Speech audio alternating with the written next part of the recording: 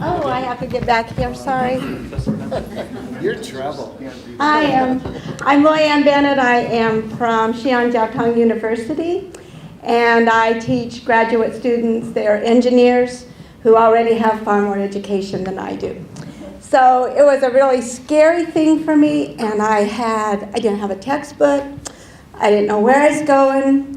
And most of the semester I was saying to Bruce, there's no way I'm coming back here. I can't do this semester. And the Malin said, fall back on what you know. And that's what I learned to do, fall back on what I know and fall back on my education. So I made a list of objectives so that I knew where I wanted them to go and where I wanted them to be at the end of the semester. And then I could pull from those objectives and I could make lesson plans and I could do it. And my attitude began to change and I was a much happier person, I'm sure, for my husband to live with. And probably one of my favorite teaching ideas, because my students do not want to volunteer, and trying to get discussion and those kinds of things going was not always easy.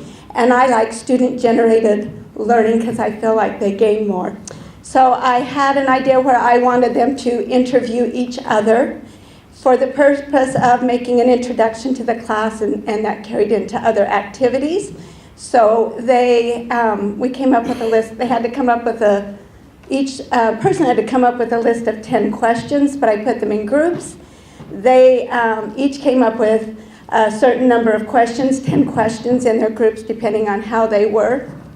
And then we shared those. They didn't have to use them, but they shared them. And I used that at other times, and they could only use one question once.